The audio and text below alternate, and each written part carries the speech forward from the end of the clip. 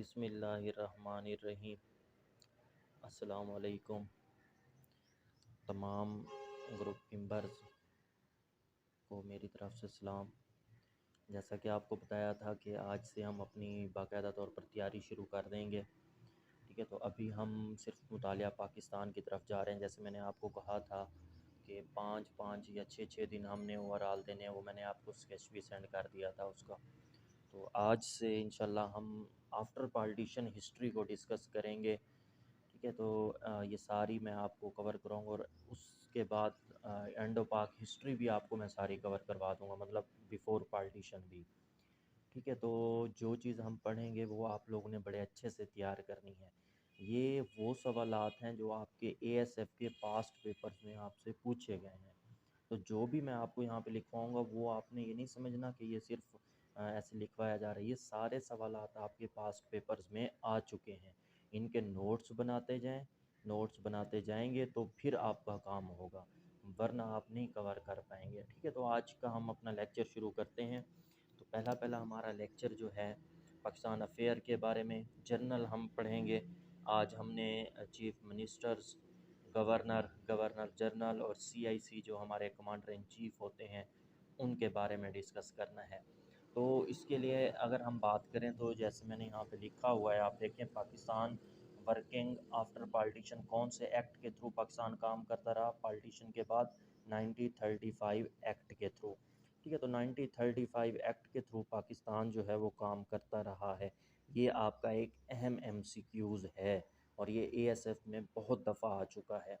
उसके बाद आपने क्या करना है, चीफ मिनिस्टर्स याद रखने हैं। चीफ मिनिस्टर्स में हमने किन किन के देखने हैं? बंगाल है, पंजाब है, सिंध है और हमारे पास आजकल जो खैबर पख्तूनख्वा है, NWFP, जो 18 अमेंडमेंट के थ्रू इसका नाम KPK रख दिया गया है, ठीक है। तो इन तमाम चीज़ों को हमने आज डिस्कस करना है।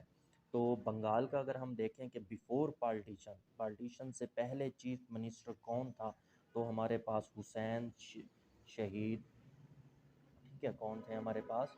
हुसैन शहीद सुहावर्दी। हुसैन शहीद साहब जो हैं ये हमारे पास, हम कह सकते हैं, बिफ़ोर पार्टीशन बंगाल के क्या थे? चीफ मिनिस्टर थे। और जैसे ही पाकिस्तान बन गया, क्योंकि उस वक्त बंगाल पाकिस्तान का हिस्सा था, तो आफ्टर हमारे पास कौन आ गए थे इनके? के फजलुल हक, ठीक है। तो के फजलुल हक, तो के फजलुल हक साहब जो हैं ये हमारे आफ्टर पार्टीशन बंगाल के चीफ मिनिस्टर बन गए। इसी तरीके से अगर हम पंजाब की बच्चों बात करें तो पंजाब का जो है पार्टीशन से पहले अगर देखें तो पंजाब का हमारे पास कौन थे? खिज़र हयात साहब, ठीक है। तो पंजाब के हमारे पास कौन थे? खिज़र हयात। और आफ्टर अगर हम बात करें पंजाब के कौन बन गए थे चीफ मिनिस्टर, तो हमारे पास इफ्तिखार महमूद साहब हैं, ठीक है। तो इफ्तिखार साहब जो है वो हम कह सकते हैं हमारे पास आफ्टर पार्टीशन बन गया इफ्तिखार, ठीक हो गया। तो इस तरीके से आपने ये याद रखना है, ये सारे के सारे आपके अहम एमसीक्यूज़ हैं कि पंजाब के बिफ़ोर पार्टीशन कौन चीफ मिनिस्टर थे, आफ्टर कौन थे, ठीक है। इसी तरह बंगाल के कौन थे और आफ्टर बिफ़ोर पार्टीशन कौन थे और आफ्टर पार्टीशन कौन थे।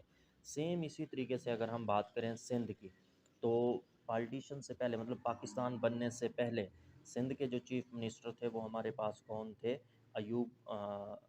हमारे पास इससे पहले कौन थे? ग़ुलाम हुसैन हिदायतुल्लाह, जिसे हम GH हिदायतुल्लाह कहते हैं, GH हिदायतुल्लाह। ये बिफ़ोर हम कह सकते हैं पार्टीशन थे। और आफ्टर पार्टीशन जब पाकिस्तान बन गया तो इसके चीफ मिनिस्टर कौन बन गए हमारे पास? अयूब खोरो साहब, अयूब खोरो, ठीक हो गया। इसी तरीके से हम अगर NWFP, जिसे खैबर पख्तूनख्वा कहते हैं, इसकी बात करें तो इसका जो है हमारे पास बिफ़ोर पार्टीशन कौन थे? डॉक्टर खान साहब, डॉक्टर खान साहब या डॉक्टर खान अब्दुल जब्बार भी कहते हैं हम इनको, डॉक्टर खान अब्दुल जब्बार साहब, ठीक है। और आफ्टर पार्टीशन हमारे पास कौन बन गए थे? तो आफ्टर पार्टीशन की अगर हम बात करें तो हमारे पास हम कह सकते हैं अब्दुल कयूम खान, अब्दुल कयूम खान, ये सारे वो MCQs हैं जो आपके पास्ट पेपर्स में आ चुके हैं। अब जैसे बंगाल बिफोर कौन था? हुसैन शहीद। आफ्टर कौन? AK फजलुल हक। पंजाब का बिफोर हमारे पास कौन है? खिज़र हयात। आफ्टर कौन है? इफ्तिखार मोहम्मद साहब। सिंध बिफोर पार्टीशन पाकिस्तान बनने से पहले हमारे पास कौन थे? गुलाम हुसैन हिदायतुल्लाह। और आफ्टर कौन थे? अयूब खुरो साहब। इसी तरीके से NWFP कौन थे? डॉक्टर ख़ान साहब, या आप डॉक्टर ख़ान अब्दुल जब्बार भी कह सकते हैं। और आफ्टर कौन थे? अब्दुल क़य्यूम ख़ान साहब। ठीक है, तो ये आपने सारी चीज़ें याद रखनी हैं। ये आपके पास्ट पेपर्स में आ चुकी हैं। इनमें से एक MCQs लाजमी आपके पेपर में आता होता है। ठीक इसी तरीके से हम गवर्नर्स की अगर हम बात करें, ठीक है, तो गवर्नर्स में हमारे पास जो हैं उसी तरीके से हमने डिस्कस करना है कि पंजाब का गवर्नर कौन है, NWFP का कौन है। और अच्छा, तो सेम इसी तरीके से हमने अगला डिस्कस करना है। ठीक है, तो इसमें हम अगर डिस्कस करें तो गवर्नर हमारे पास आ जाते हैं कि NWFP का गवर्नर कौन था हमारे पास, सिंध का कौन था और पंजाब का कौन था। तो KPK के गवर्नर की बात करेंगे, सबसे पहला जो गवर्नर था वो हमारे पास कौन था? जॉर्ज कमिंगम। ठीक है, तो हमारे पास कौन थे सबसे पहले? जॉर्ज कमिंगम। जॉर्ज कमिंगम। ठीक है, और इसी तरीके से अगर हम सिंध की बात करें तो सिंध के जो सबसे पहले गवर्नर हमारे पास थे वो कौन थे? GH हिदायतुल्लाह।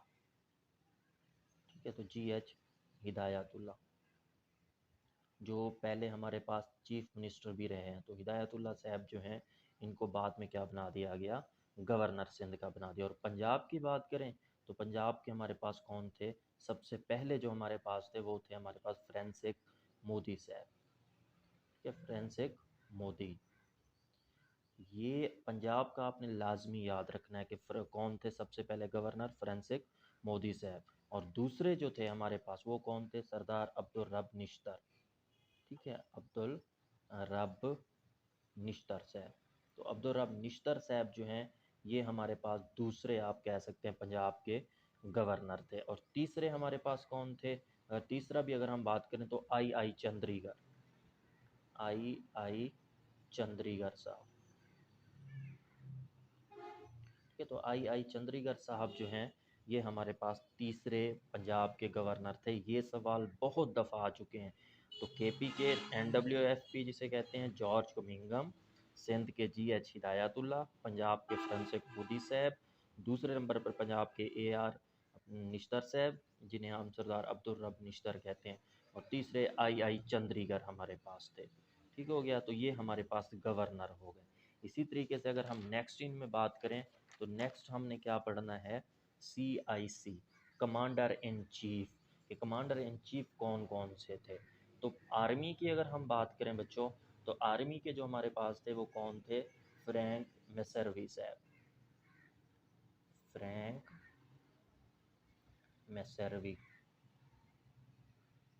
ठीक है, तो फ्रैंक मैसर्वी ये आर्मी के कमांडर इन चीफ थे, CIC फर्स्ट।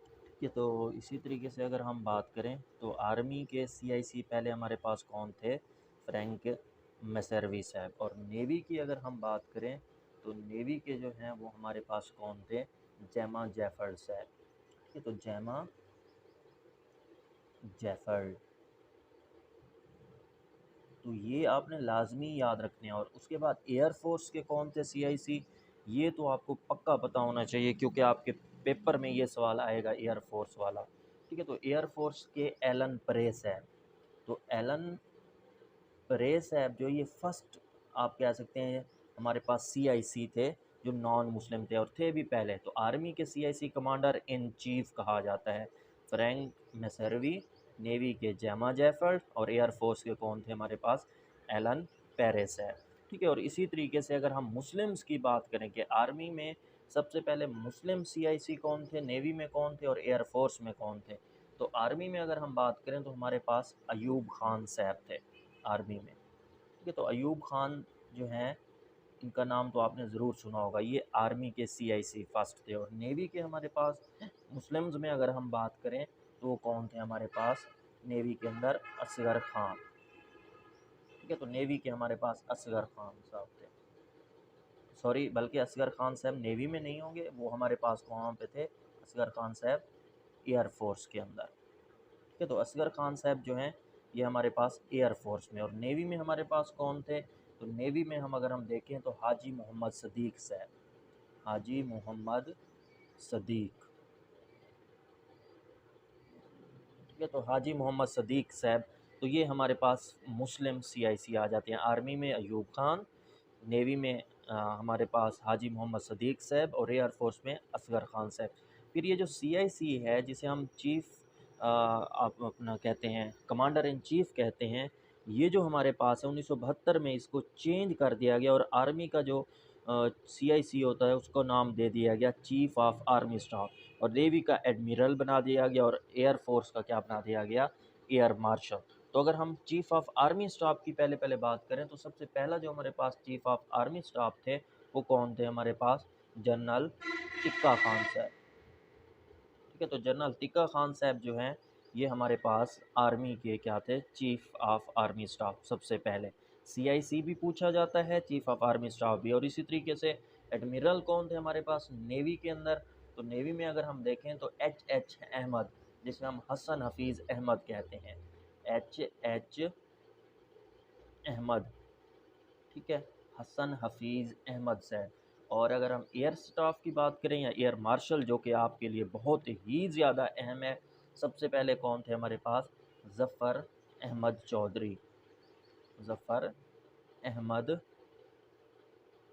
चौधरी। ठीक हो गया, तो ये आप लोगों ने याद रखना है कि CIC 1972 में नाम चेंज हो गया। ये भी एक MCQs है कि कब चेंज हुआ।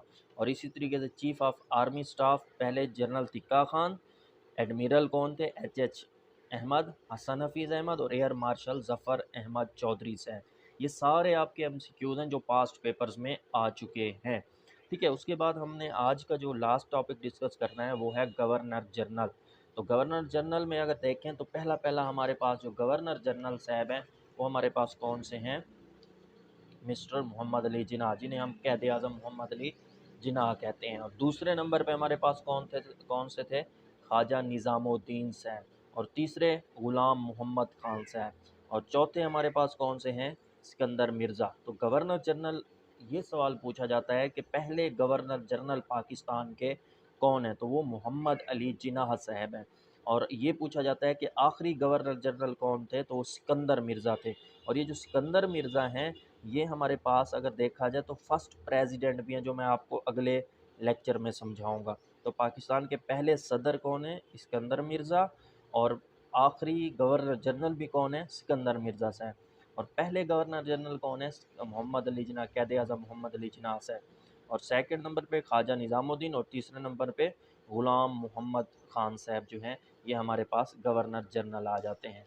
तो उम्मीद है कि आपको ये सारी चीज़ें आज के लेक्चर की समझ आ गई होंगी।